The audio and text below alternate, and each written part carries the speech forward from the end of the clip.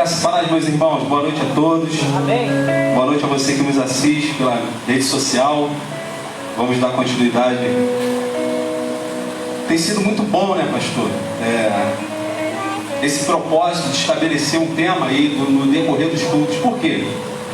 Porque a mensagem ela se torna impessoal.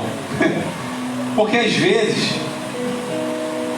pelo menos acontecia comigo, quando eu congregava em outro lugar, e por ser uma congregação pequena, quando eu estava com um problema, e aquele que trazia a palavra mencionava o meu problema, e o problema que não era só meu, todos nós temos problemas e às vezes os mesmos problemas.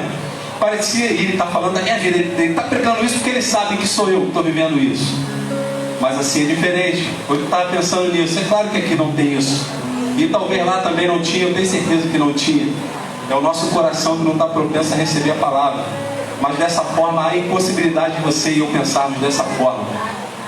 E o que nós vamos compartilhar hoje é a tentação nos sentimentos, ou um sentimento dividido, um ânimo dobre. Nós vamos falar sobre isso, já como o Fernando já falou. E nós vamos usar como referência a vida de Elias, irmãos. Que tremendo é o exemplo de Elias. Até na sua fraqueza ele é exemplo para nós.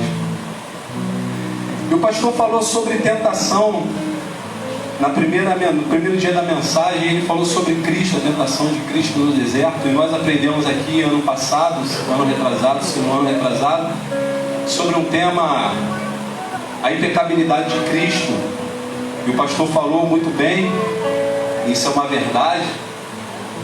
Cristo foi tentado, mas era impossível Cristo tentar. Primeiro pelo fato de que ele era Deus, 100% homem, 100% Deus. Era impossível ele ser tentado, se sentir tentado. O segundo princípio, dentre muitos, porque ele é o verbo que se fez carne. Pensa comigo, a palavra de Deus ela é uma só, ela é verdadeira e ela não falha.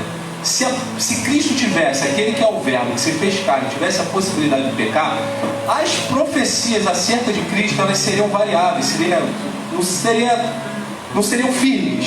Ou seja, Deus ia profetizar e ia dizer assim: é possível que isso não aconteça. Por quê? Porque Jesus pode pecar. E eu aprendo o seguinte, irmão: se Jesus pudesse pecar, ele pecaria. Sabe por quê? Porque não teve um homem que veio à terra e não pecou. Só Jesus. Mas Adão e Eva eram perfeitos, sim, mas eles não eram Deus. E nós vamos aprender que não é o lugar que me faz pecar, porque Adão e Eva pecaram no paraíso, irmão, no lugar perfeito. O que faz pecar é o fato de sermos homens. Deus não é falho. Deus tem plano e propósito.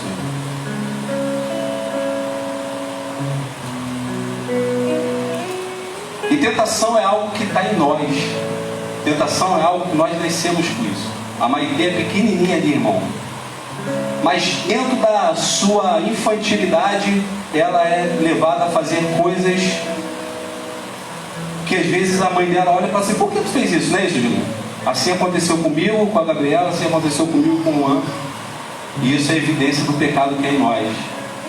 A Bíblia diz que nós estávamos mortos, mas Cristo nos vivificou, Deus nos vivificou. O que é isso? O Espírito de Deus habita em nós, os que creem, e vivificou o nosso espírito. Hoje nós somos vivos e hoje nós sentimos o peso da tentação, irmão. Antes não, antes nós cedíamos facilmente ela. Hoje ela dói em nós, hoje ela arde em nós, hoje ela às vezes quer nos massacrar. Por quê? Porque só sente quem está vivo. Eu e você estamos vivos. Por isso que tu chora, por isso que eu choro. Quando nós sentimos na nossa carne aquele mal que vem, como se fosse uma ordem: faça isso, faz aquilo. Por quê? Porque não basta, irmão, as circunstâncias. Se formos para uma ilha, irmão, se formos para um paraíso hoje, nós iremos pecar. A gente vai murmurar, irmão, a gente vai reclamar do que não tem. Provavelmente. Por quê? Ou melhor, vai ser tentado a fazer. Por quê? Pelo simples fato de sermos seres humanos, caminhando num processo de santificação e glorificação desse corpo. Entenda, um dia não pecaremos mais, mas hoje ainda corremos o risco de pecar. Essa é a nossa realidade, irmão. E a gente precisa entender isso, sabe por quê? Porque isso vai nos levar para perto do Senhor. 1 Reis, capítulo 19.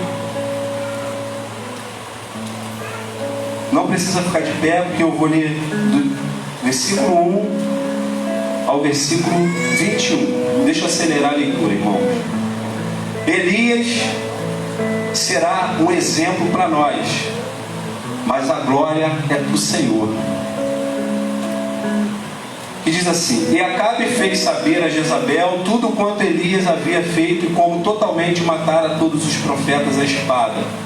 Então Jezabel mandou o mensageiro a Elias a dizer-lhe: Assim me façam os deuses e outros tanto, se de certo amanhã a estas horas não puser a tua vida como a de um daquele que tu matou, que tu mataste. Porque vendo ele, se levantou e para escapar com vida se foi ver a Berseba, que é de Judá, e deixou ali o seu moço. E ele foi ao deserto, caminho de um dia, e veio e assentou-se debaixo de um zimbro. E pediu em seu ânimo a morte e disse: Já basta, ó Senhor, toma agora a minha vida, pois não sou melhor do que meus pais. Ele deitou-se e dormiu debaixo de um zimbro. Eis que então um anjo tocou e lhe disse: Levanta-te e come. E olhou, e eis que à sua cabeceira estava um pão cozido sobre as brasas e uma botija de água. E comeu e bebeu e tornou a deitar-se. Misericórdia. E o anjo do Senhor tornou segunda vez e o tocou e disse: Levanta-te, come, porque muito comprido te será o caminho. Versículo 8: Levantou-se, pois, e comeu e bebeu, e com a força daquela comida caminhou 40 dias e 40 noites até Horebe, o monte de Deus. E ali entrou numa caverna e passou ali a noite, e eis que a palavra do Senhor veio a ele e lhe disse: Que fazes aqui, Elias? E ele disse: Tenho sido muito zeloso pelo Senhor, Deus dos exércitos, porque os filhos de Israel deixaram o teu concerto, derribaram os teus altares e mataram os teus profetas à espada. E eu fiquei só, e buscam a minha vida para me tirarem. E ele lhe disse: Sai para fora e põe-te neste monte perante a face do Senhor. E eis que passava ao Senhor como também um grande e forte vento, que fendia os montes e quebrava as penhas diante da face do Senhor. Porém o Senhor não estava no vento. E depois do vento um terremoto, também o Senhor não estava no terremoto. E depois do terremoto um fogo, porém também o Senhor não estava no fogo. E depois do fogo uma voz mansa e delicada. E sucedeu que, ouvindo a Elias, envolveu o seu rosto na sua capa e saiu para fora. E pôs-se à estrada da caverna. E eis que veio a ele uma voz que dizia: Que fazes aqui, Elias? E ele disse: Eu tenho sido em extremo zelo pelo Senhor, Deus dos exércitos, porque os filhos de Israel deixaram o teu concerto, derribaram os teus altares e mataram os teus profetas à espada. E eu fiquei só, e buscam a minha vida para me tirarem. E o Senhor lhe disse: Vai, volta pelo teu caminho para o deserto de Damasco. Vem e unge a Azael, rei sobre a Síria, também a Jeú, filho de Ninsi, ungirás rei de Israel, e também Eliseu, filho de Safate, de Abel-Meolá, ungirás profeta em teu lugar. E há de ser que o que escapar da espada de Azael, matá-lo-á Jeú, e o que escapar da espada de Jeú, matá-lo-á Eliseu. Também eu fiz ficar em Israel 7.000, todos os joelhos que se não dobraram a Baal, e toda a boca que não o beijou.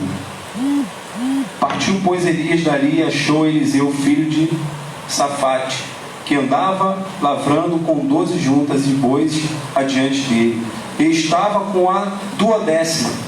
Elias passou por ele e lançou sua capa sobre ele. Então deixou ele os bois e correu para Elias e disse: Deixa-me beijar meu pai e minha mãe, e então te seguirei. E ele disse: Vai e volta, porque te tenho eu feito. Aqui é uma pergunta: vai e volta, por que te tenho eu feito? Voltou, pois, de atrás dele, tomou uma junta de bois e os matou, e com os aparelhos dos bois cozeu as carnes e as deu ao povo e comeram. Então se levantou e seguiu Elias e o servia. E a gente vê aqui se cumprindo uma etapa na vida de Elias. E eu vou falar até esse momento aqui de Elias.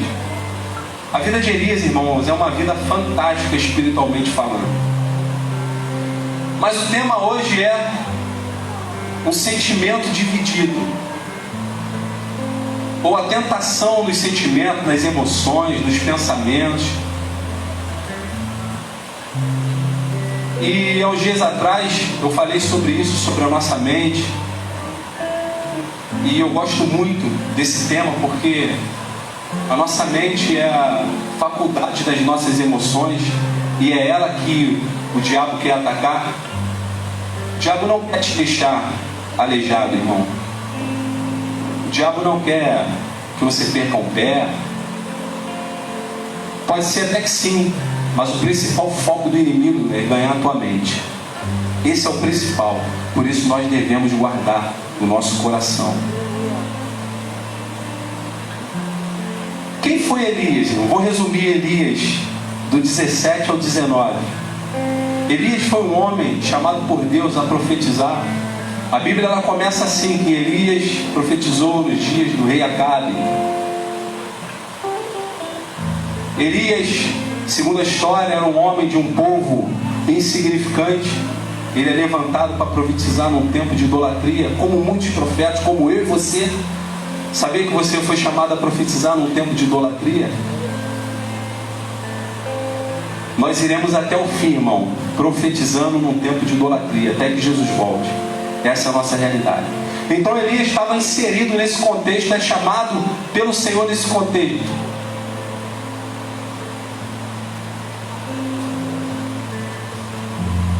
Deixa eu abrir meu papiro aqui. Vamos ver se eu vou conseguir, que eu escrevi em hebraico hoje. Ele era um tisbita, morador de Gileade. Segundo 1 Reis 17, está escrito assim, que ele era tisbita de Gileade. E ele profetizou nos tempos do reinado do rei Acabe. Rei Acabe foi um rei que teve aliança, irmão, com Jezabel, uma profetisa de Baal. O pai de Jezabel, se eu não me engano, foi Onri, né? Onri. Ele arrumou esse casamento com fins lucrativos. E Acabe caiu, irmão. E o rei caindo, caiu o povo. E o profeta Elias é levantado para esse desafio. É levantado para profetizar sobre essa nação.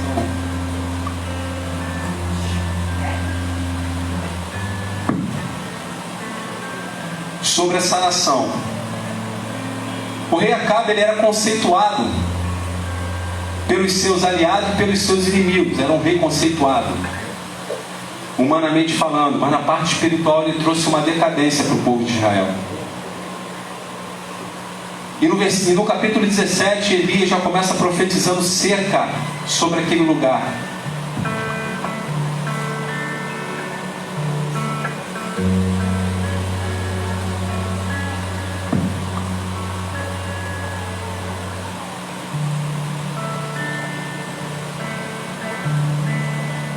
O lugar onde tinha culto a outros ídolos, imoralidade, feitiçaria. Esse é o desafio de um homem levantado por Deus. Ainda no versículo 17,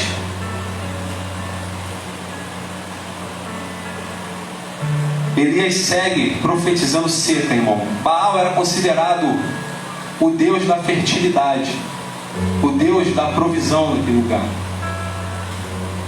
Então, de certa forma, essa profecia era uma afronta para os profetas de Baal.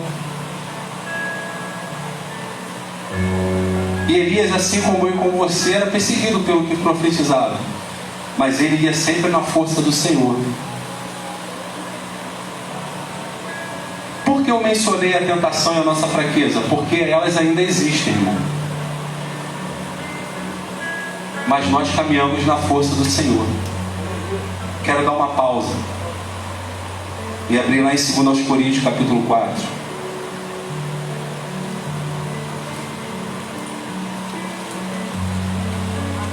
Não tem paninho aqui, não.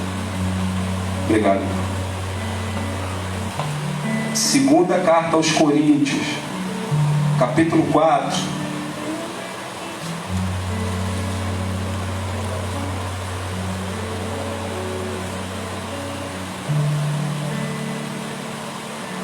A partir do versículo 6, diz assim: porque Deus que disse que das trevas resplandecesse a luz, é quem resplandeceu em nossos corações para a iluminação do conhecimento da glória de Deus na face de Jesus Cristo, uma obra espiritual na mente. 7. Temos, porém, esse tesouro, essa magnificência, esse algo extraordinário. Nós temos essa sublimidade, nós temos essa riqueza, nós temos esse valor tremendo em vasos de barro. Somos nós, para que a excelência do poder seja de Deus e não de nós. Em tudo somos atribulados, mas não angustiados, perplexos, mas não desanimados, perseguidos, mas não desamparados, abatidos, mas não destruídos, trazendo sempre por toda parte a mortificação do Senhor Jesus Cristo no nosso corpo, para que a vida de Jesus se manifeste também em nossos corpos. E assim nós que vivemos, estamos sempre entregues à morte por amor de Jesus, para que a vida de Jesus se manifeste também em nossa carne mortal. Essa é a nossa realidade. O Espírito Santo habitando em vasos de barro, frágeis, mas há em mim e você, irmão, uma glória inefável, como diz a palavra, que não se pode dizer o que é, que nos faz continuar avançando e profetizando sobre um lugar podre, que nos faz avançar profetizando sobre uma terra promíscua, uma terra idólatra, uma terra que confia no seu próprio eu. Estamos avançando, irmão. Talvez o teu momento hoje seja um momento de crise dos teus sentimentos. Talvez eu tenha subido aqui com um momento de crise dos meus sentimentos, mas eu fui designado a pregar hoje. Uma vez eu falei para o irmão, às vezes tu vai subir lá e tu está vivendo aquilo que tu ministrou. Tu vai ter que pregar, porque amanhã, se Deus quiser, tu vai estar bem, pela fé. Porque se eu parar no dia de hoje, irmão, certamente o amanhã eu não vivo. Assim foi com Elias. E a gente vê que no capítulo 17, irmão, o tempo não para, a obra não para. E depois de Elias ter profetizado seca, ele vai para um lugar onde Deus envia ele. Ele é alimentado por corvo, ele come carne e pão, e ele bebe da água do ribeiro. Depois aquele ribeiro seca. A profecia que ele profetizava se cumpriu. Deus fez secar, acabou. Elias, não é só para o povo não, irmão, é para tu também. Sai daí, tu não vai beber água não. Secou. E manda Elias para Sarepta, irmão. Quando Elias chega lá, ele participa de um outro milagre. Ele chega na casa de uma viúva. Ele participa do milagre da multiplicação na casa da viúva. A viúva, o filho da viúva, o único filho, morre. A viúva reconhece ele como profeta. Ela fala: tu vieste aqui para que a minha iniquidade fosse exposta para o meu filho morrer? A identidade do profeta é testada, irmão. Nessa hora, o profeta pega o filho e ora ao Senhor, leva para um lugar. Nessa hora vale a pena, irmão, você se esconder. E ele vai para um lugar fora da vista da viúva, ora ao Senhor, traz o filho vivo de volta. Oh, que glória, irmão. Fantástico.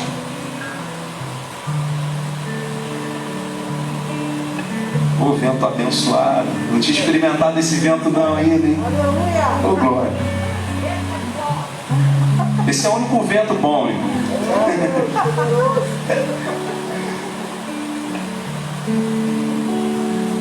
Vamos dar seguimento. Não quero ler hebraico não, vamos ver aqui na Bíblia mesmo, tá?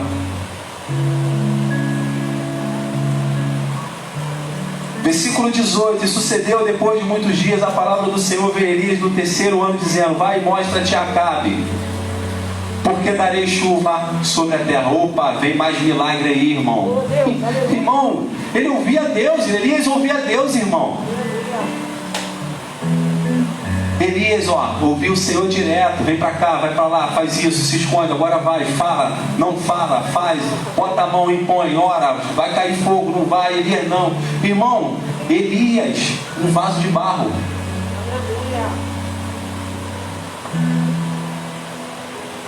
Até agora tá legal, né? E Elias se mostra, ou Deus manda Elias se mostrar a Acabe. E Acabe tinha um mordomo, um oficial chamado Obadias, que a Bíblia diz que ele era um homem muito temente a Deus. Esse Obadias escondeu 100 profetas, irmão, que não morreram. Ele escondeu de 50 em 50 aí, Elias pensando que estava sozinho. Mas Elias não estava sozinho, porque Deus já tinha falado com ele que tinha alguns que não tinham se dobrado, irmão. Nesse momento, irmão, de pensamento dividido, tu vai achar que está sozinho, inclusive tu vai achar que está sem Deus, porque tu está vivendo isso. Cuidado com a depressão. Ela é real. Ela é real.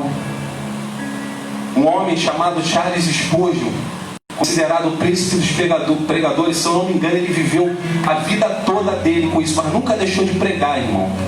A mensagem dele impacta até hoje. Sabe por quê? Porque ele ouviu a voz do Senhor e entendeu o propósito que ele tinha para ele. E ele sabia que uma hora isso ia acabar, irmão.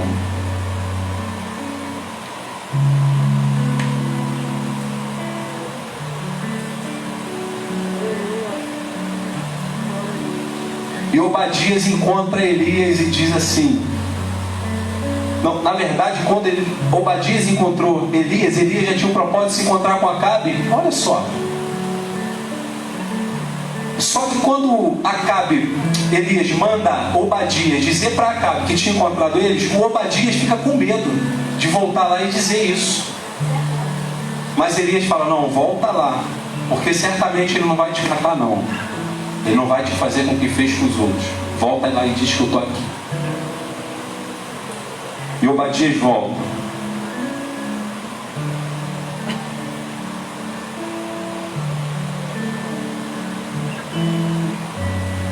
Versículo 17 do capítulo 18. E sucedeu que, vendo Acabe, Elias disse: Acabe, és tu perturbador de Israel? Então disse ele: eu não tenho perturbado Israel, mas tu e tua casa, ou a casa de teu pai, porque deixaste os mandamentos do Senhor e seguiste os Balaíns.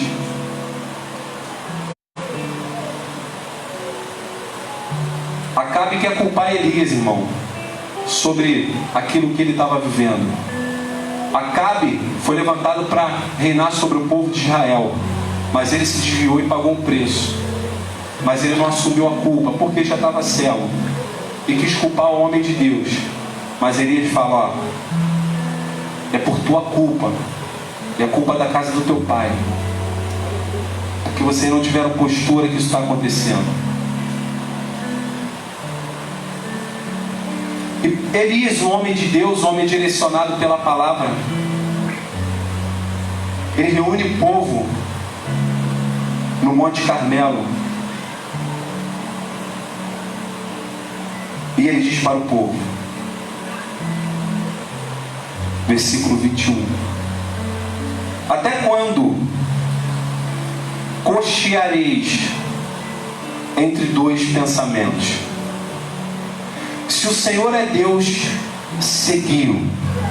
Se Baal, seguiu. Porém, o povo não lhe respondeu nada.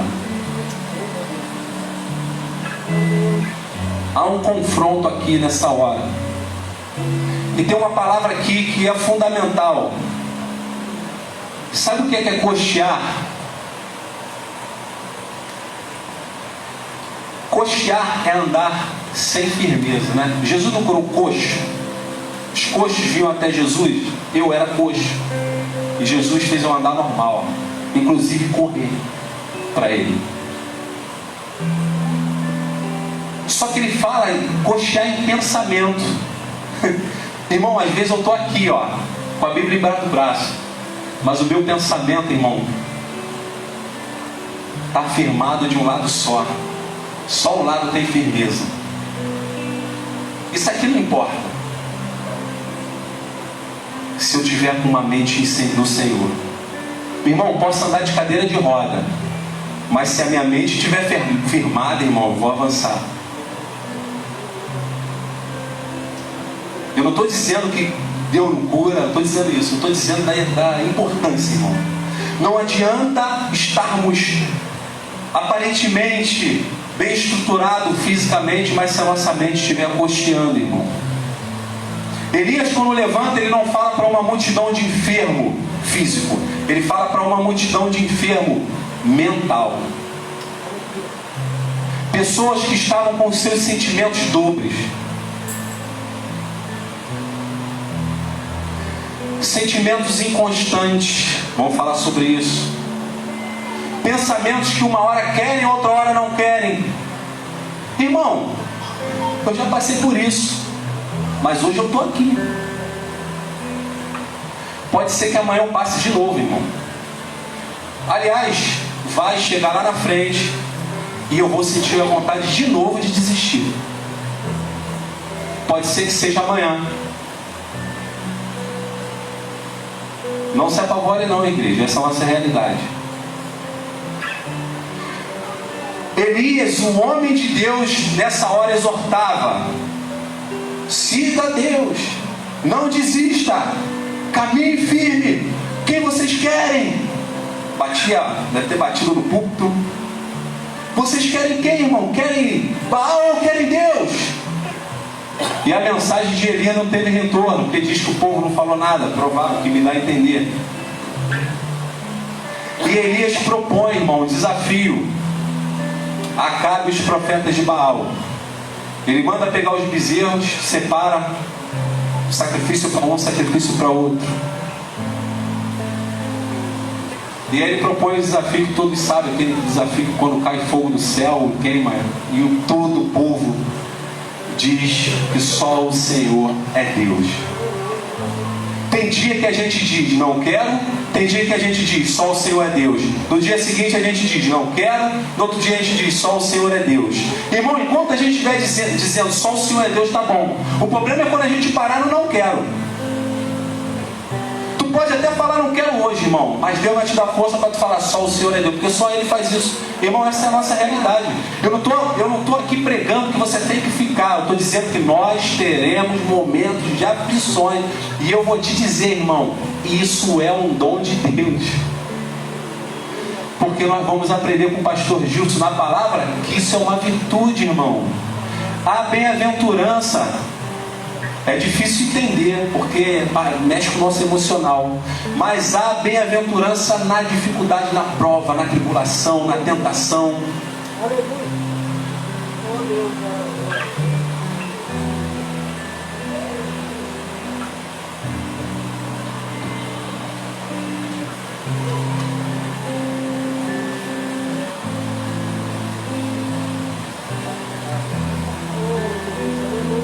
Deixa eu procurar aqui, está em hebraico.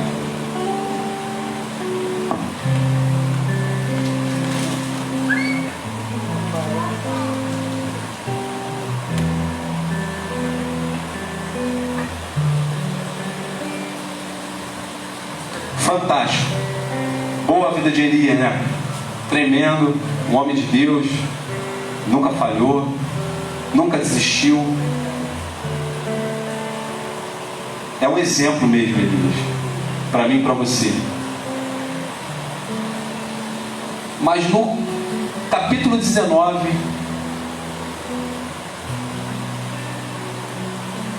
eu quero ler o finalzinho de 18. Tem muitas coisas, irmãos, que Deus fez por meio de Elias.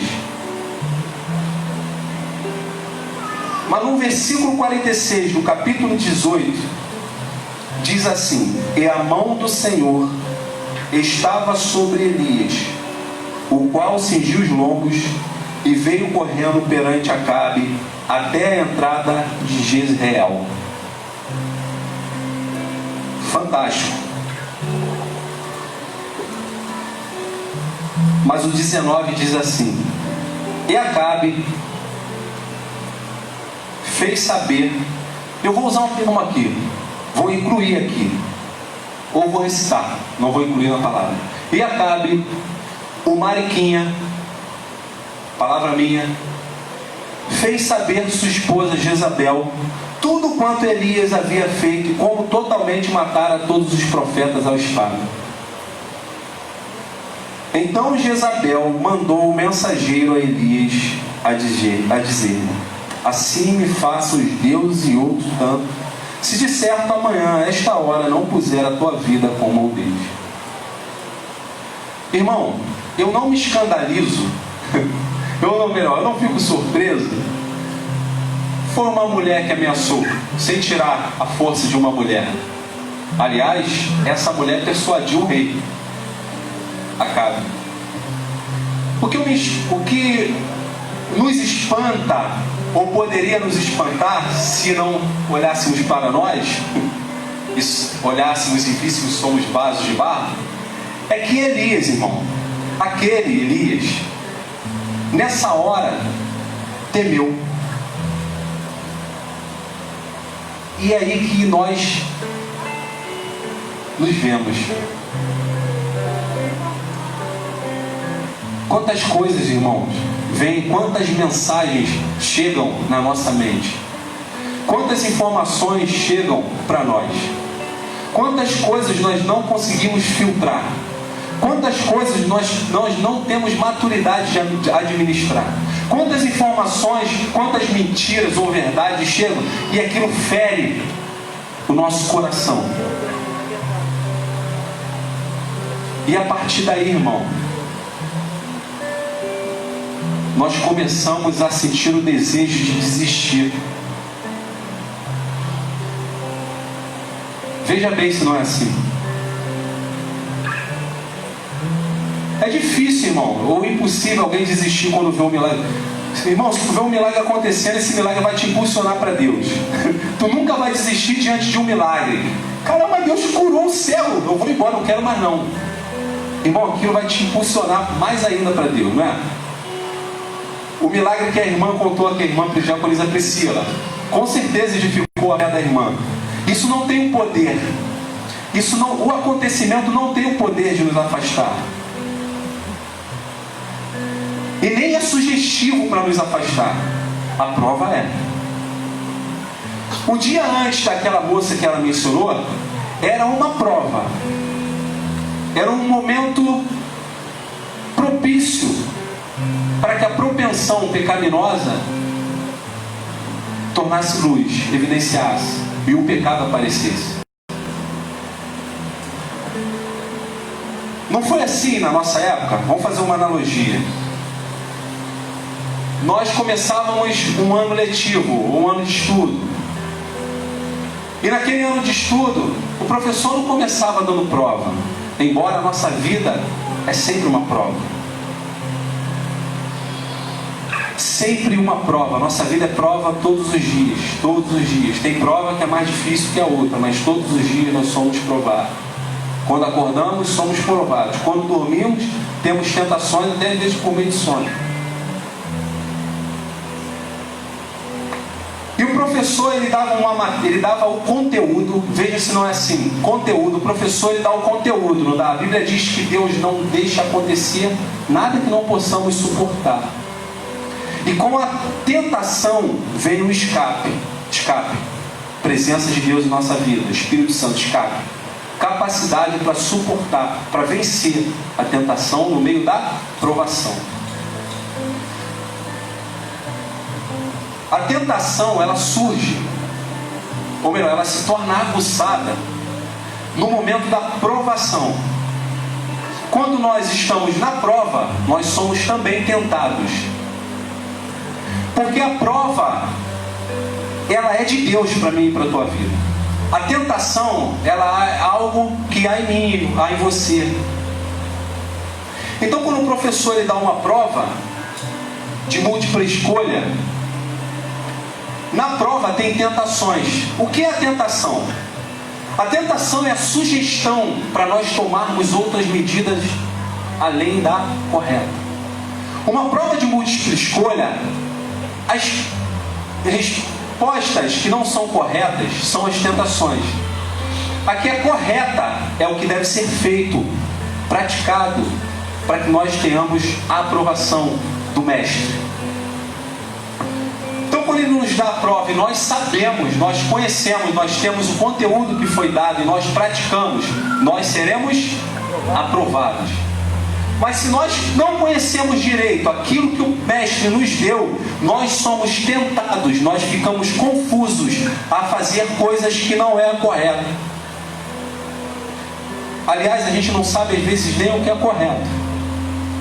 Então, por exemplo, tem a opção A, B, C e D. Na prova, você vai olhar, irmão, e você vai ser tentado a marcar porque é sugestivo. A tentação era sugestiva. Tu está no meio de uma situação, aquela situação feriu teu sentimento, tua emoção. Eu passei por isso essa semana. Você vai ser tentado a tomar uma medida que não é a palavra. Você está sendo provado a praticar a palavra, mas tu vai ser também tentado a não fazer aquilo que é correto. E há um perigo nisso, de nós sermos rejeitados, anulando aquilo que não é correto. Irmão, na época de escola me deixava mais confuso. Eu falei com a minha esposa, quando botava assim: todas as alternativas estão corretas. Nenhuma delas estão corretas. Somente a 1 e 2, ou somente a A e B está correta. Quando eu não sabia nada, então, misericórdia, irmão. Mas aqui não pode chutar não, irmão. Aqui, ó, implica na minha e na tua vida.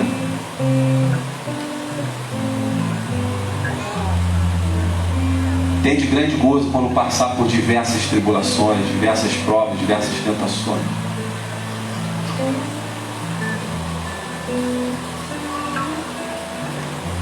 Então Elias vai para a caverna, irmão. Se isola. Inclusive ele pede a morte a Deus. Como pode?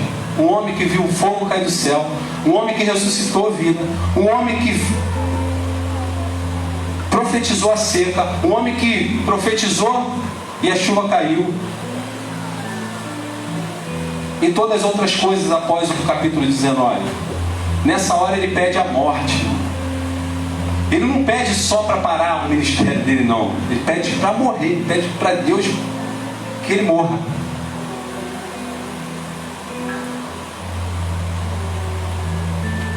Já tive muita vontade, não de morrer, mas de parar, irmão. De não ser mais casado, de não ser mais filho. Quando eu era pequeno, eu não quero mais não, eu quero morrer. Quando eu era pequeno, eu pedia para morrer. Quando eu era pequeno, hoje não. Venha para o quarto, eu quero morrer, a vida chata.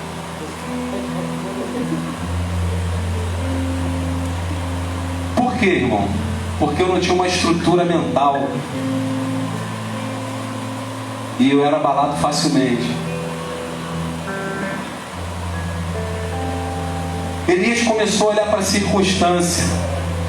A circunstância não mudou não, sabe por quê? Porque desde quando Elias foi chamado, ele foi chamado no meio de um povo rebelde, idólatra, que queria matar ele.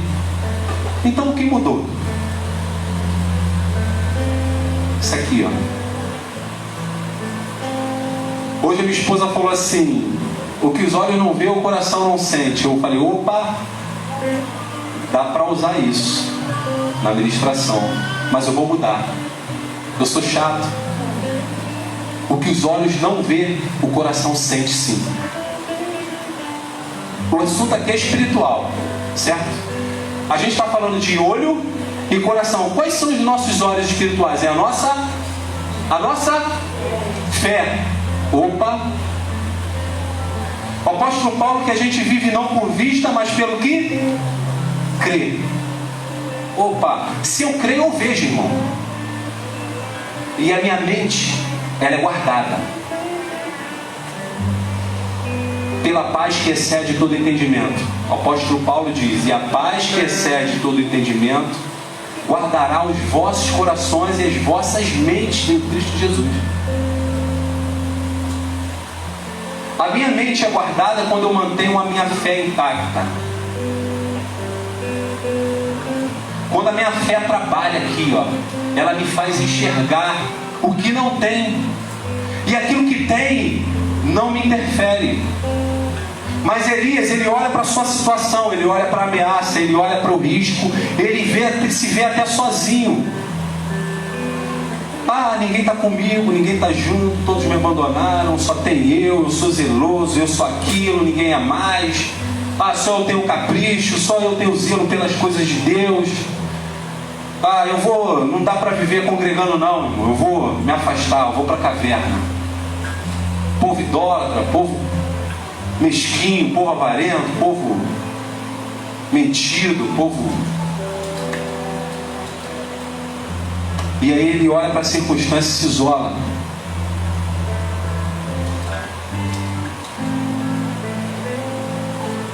Mas o Senhor, irmão, o Senhor vai lá o resgatar.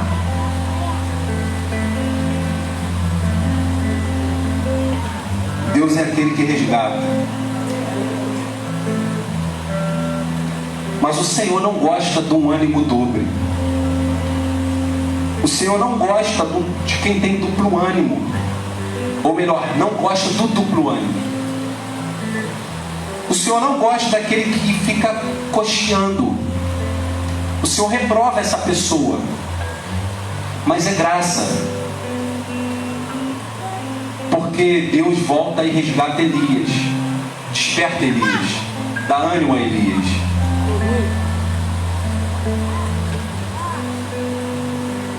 Porque quem é Elias diante da obra que é maior do que Elias?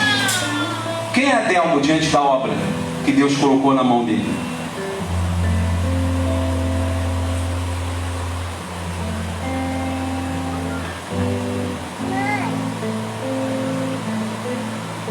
Tiago 1, versículo 8.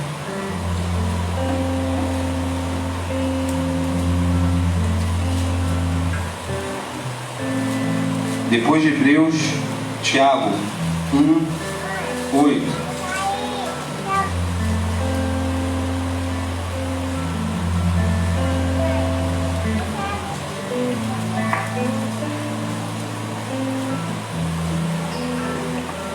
Diz assim: o homem de coração dobre. O que é um coração dobre? É um coração que um dia bate, outro não bate? Nós já aprendemos aqui, né? Aqui não, já aprendemos pela palavra que coração é mente. O homem de coração dobre é inconstante em todos os seus caminhos. O homem aqui é o ser humano, tá, mulher? Não acho que é só eu, pastor João, Johnny. Que é o homem e a mulher, o ser humano, que tem o coração dobre. É inconstante em todos os seus caminhos. Coração dobre é um coração que fica variando, inconstante. Um coração que uma hora está em um lugar, outra hora está em outro lugar. Uma mente que uma hora quer uma coisa, tudo tem tudo a ver com a palavra. É uma mente que uma hora profetiza saúde para a vida do irmão, outra hora ele está de cama, não quer mais nada, está deitado, está na caverna. É um coração que diz que amanhã terá um emprego com o irmão, mas ele olha para a condição dele e diz que nada dá certo na minha vida. O coração que um dia está cheio de fé, no outro ele não quer nem sair de casa. Esse é inconstante em todos os seus caminhos. Um dia eu ouvi uma palavra, irmão: se tu desistir hoje, tu vai desistir sempre. Eu ouvi isso. Se tu desistir hoje, mas não foi assim não, foi pesado. Se tu desistir hoje, tu vai viver desistindo. É verdade.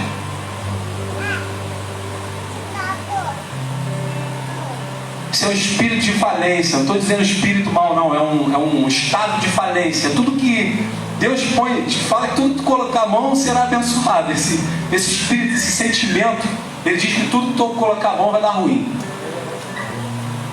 Aí tu nem começa, irmão. Não desista. Diante da tentação dos teus sentimentos que você vai ter, não desista. Nós aqui, irmãos, estamos o tempo todo pregando sobre a tentação. A gente não está dizendo que a tentação é errada. Ninguém está dizendo, pare de ser tentado, porque não tem como. Porque se dissermos isso, iremos contra palavras. A gente está dizendo que há um perigo na tentação, há um perigo na provação. Mas Deus é Deus, aprove Ele nos colocar na provação. Porque às vezes a gente pensa assim, por que Deus deixou isso acontecer? Não podia Deus, podia, irmão, podia Deus destruir Jezabel, destruir Acabe, poderia Deus lá no início já destruir Satanás. A história é dele, não sou eu que mando. Eu não posso dizer, por que fizeste assim? Eu sou vaso, eu sou barro. Eu não posso dizer para o Criador, por que você me fez um vaso sem alça? Não, Ele me fez assim porque a minha vida assim vai glorificar ao Senhor. Essa minha história de vida, o meu testemunho vai glorificar e vai engrandecer o nome do Senhor. Eu sou esse vaso, irmão. Eu sou esse vaso que Deus fez. E eu não nasci assim, Ele me fez assim a partir de quando eu conheci. Tiago 4:8 também diz: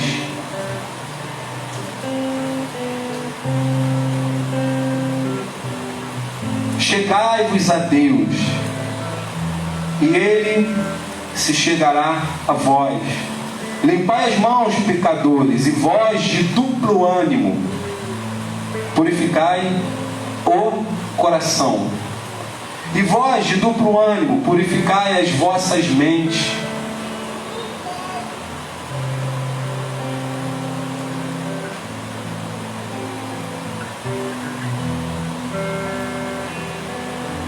Tiago dá um caminho aqui para nós. Chegai-vos, pois, a Deus. Chegai-vos, pois, a Deus. Elias não endureceu o coração, irmão. Elias, mesmo na caverna, ele estava sensível à voz de Deus.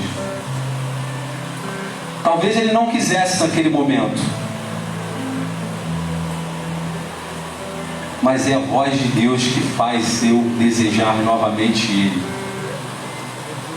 É a voz de Deus que faz você, irmão, sentir novamente o desejo pelas coisas dele. É graça. A graça estava lá na caverna com Elias. A graça está no teu quarto, onde você está agora, achando que está só. A graça está comigo na minha solidão também.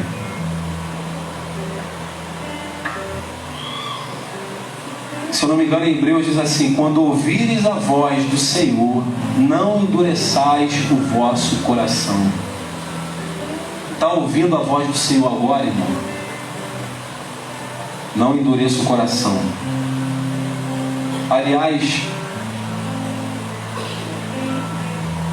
eu acho impossível, quando Deus fala, a voz dele não penetrar, irmão. Quando Deus fala, não é emoção. Quando Deus fala, a voz dele, meu irmão, penetra, e a palavra dele, quando chega, ela cumpre aquilo pelo qual ela foi destinada. Deus não perde para o meu coração. Se é Deus que está falando contigo, certamente vai acontecer. Tenho certeza. Não seja tentado pelos seus sentimentos. Ele é enganoso. Ele vai te atrair, irmão, para um lugar sombrio, e vai sugerir práticas pecaminosas, que aos teus olhos vão parecer boas, vão parecer louváveis, vão parecer que estão alinhadas com a palavra. Mas lembre-se, a falta de fé pode lhe cegar e pode te cegar. Pode embaçar a nossa vista, pode tornar turva e novamente nos fazer miseráveis, mendigando.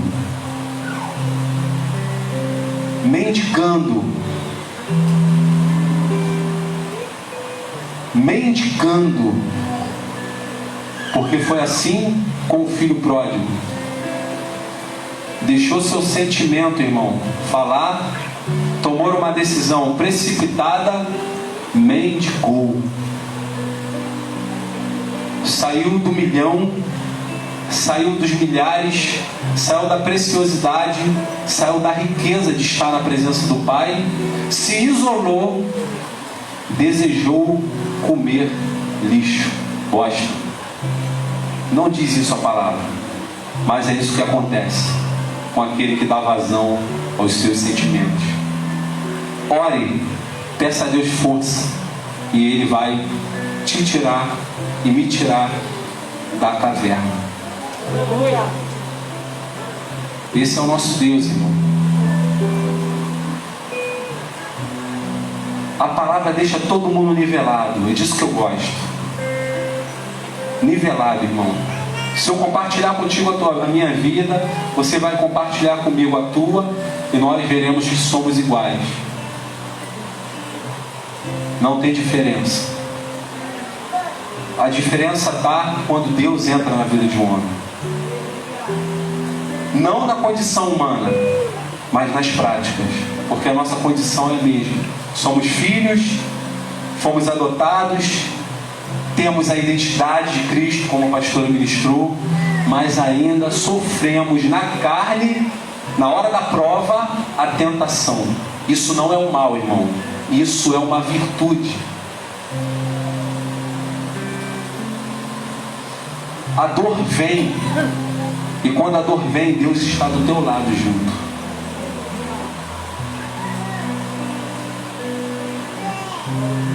Mas também está dentro de você.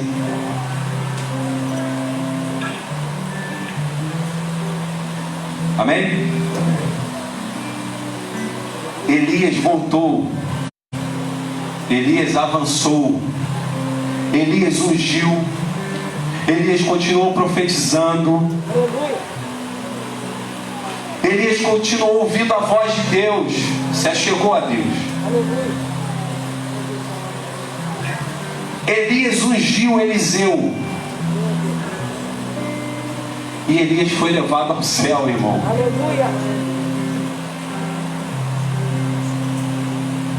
Elias não morreu, irmão, segundo a Bíblia. Elias subiu. Consegue enxergar? Tem fé.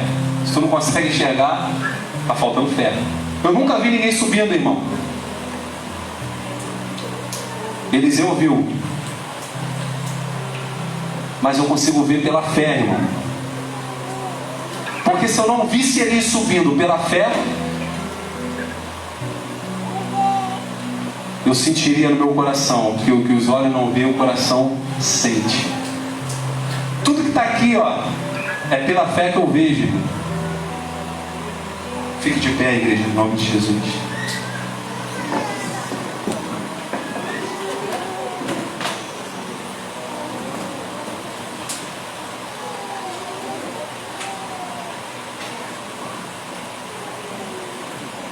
Feche os teus olhos, vamos orar. Senhor, em nome de Jesus, Pai,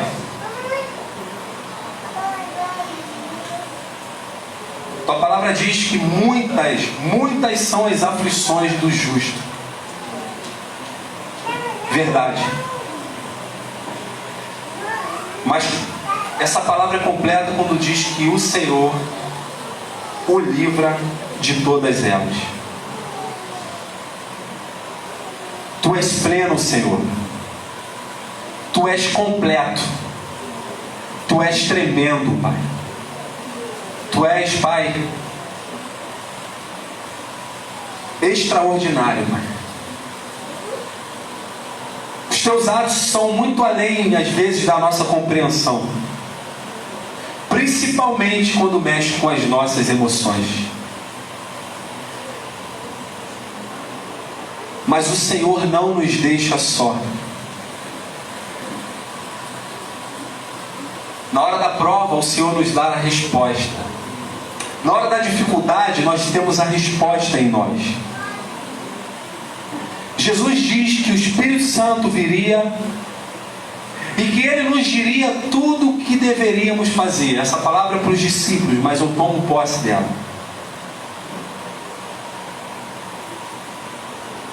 Ele diz: Ele virá e vos dirá tudo o que convém fazer.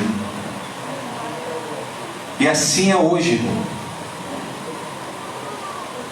Assim é hoje, Deus. É o Teu Espírito Santo que nos guia. É o Teu Espírito Santo que nos traz à memória a atitude que devemos tomar, sim. Mas por sermos, pais, seres tão frágeis, a nossa carne, ela sugere caminhos longe de Ti. Ela sugere práticas que Te abominam, ou melhor, que o Senhor abomina, que Te ofende, Senhor. Ela sugere práticas, Senhor, que Te desagradam. A nossa carne sugere coisas, Pai, que fazíamos antes de Te conhecer. Sugere coisas que não Te louvam, que não glorificam o Teu nome. Senhor, eu ainda clamo pela Tua misericórdia. Eu ainda clamo pela Tua graça, a Tua bondade, o Teu favor. Assim também eu clamo pela vida dos meus irmãos que nessa hora estão aqui ouvindo essa palavra. Por aqueles que estão em casa também compartilhando dessa mensagem. Que talvez esteja na sua caverna, no seu lugar de fuga, no seu lugar de esconderijo, no seu lugar talvez de aprisionamento, Senhor. E eu peço a Deus, a Ti, que Tu possa nessa hora, pelo poder que é no nome de Jesus, e pelo poder que é contido em Tuas mãos, e a Tua palavra me garante, Senhor, que elas não estão encolhidas para fazer o bem. Então nessa hora, Pai, eu Te peço, Deus, e me entristeço com aqueles que nessa hora estão tristes, abatidos, e eu clamo por eles, Senhor. Eu clamo por esses que estão sucumbindo, Senhor, aos seus sentimentos, Pai. Que estão sucumbindo em meias circunstâncias, assim como foi Pedro. Pedro é a representatividade da igreja. Uma hora está cheio de fé, noutra hora arranca a orelha de um soldado. Age segundo a sua emoção. Numa hora caminha sobre o mar e noutra hora afunda. Mas eu vejo que em todos os momentos ele estava ao lado de Jesus e Jesus ao lado dele. Pedro, que uma hora fica sabendo da morte de Jesus e volta a pescar. E no mesmo lugar onde estava pescando, Jesus volta e restaura a fé de Pedro. Isso é maravilhoso, Pai. Porque mostra a fraqueza do homem, mas sobretudo mostra a Tua grandeza. E o que eu falo hoje, eu não falo da minha fraqueza, a ênfase não é essa. Sempre, Pai, eu vou dar ênfase ao Evangelho. O Evangelho é algo poderoso sobre aquilo que é miserável. E que o Teu Evangelho seja cumprido nessa noite aqui, Pai. Algo que é grandioso sobre aquilo que é miserável. Mesmo que seja difícil, Senhor, em nome de Jesus, Pai, está vendo. nos ajuda a avançar para o dia de amanhã. E nos nos faz entender que Tu estás no controle e no comando de nossas vidas. Essa prova não é para nos abater. Essa prova é para que a glória de Deus seja manifesta, Senhor. Nós entendemos isso, Pai. Nós entendemos isso. E nós fazemos a declaração de Paulo, dizendo que essa leve e momentânea tribulação produz em nós um peso de glória. Faz isso conosco, Senhor. Faz isso em mim. Faz isso no meu irmão. Faz isso no Teu povo espalhado na face da terra. Faz isso naquele que hoje precisa de uma ajuda, Pai, no seu quarto. Em nome de Jesus Cristo. Essa é a nossa oração. Em nome de Jesus, Pai. Amém. Amém. Glória ao Senhor. Essa é a mensagem da noite, irmão. Como eu sempre digo, leia a Bíblia. O irmão ontem falou assim comigo: eu queria ler a Bíblia, mas eu não consigo compreender, é difícil para mim, mas eu quero ler muito. Eu falei, e ele está caminhando há pouco tempo, e isso acontece mesmo. Eu falei para ele assim, eu falei, irmão, pensa numa criança. Uma criança nunca perde a fome. Uma criança, ela sempre vai ter fome, mas nem sempre ela vai comer qualquer comida. Qualquer comida que eu digo, ela não pode comer. Uma criança recém-nascida, ela não pode comer algo que seja para mastigar. Ela tem fome, mas ela tem que comer algo para a idade dela. Falei, vai ter momento que tu vai ler e não vai entender, mas nunca perca o desejo de ler a palavra. Isso que está em você é fome, mas o que você consegue digerir é aquilo que é o lugar onde você está hoje. Se você consegue compreender isso, é porque esse é o alimento para você hoje. Mas amanhã, devido à tua fome e o teu crescimento com aquilo que tem se alimentado hoje, que é a vitamina essencial para a tua vida espiritual, vai te levar para o amanhã, e amanhã terá um alimento novo. Nunca perca a fome, nunca perca o desejo de se alimentar da palavra, irmão. Amém? Pastor?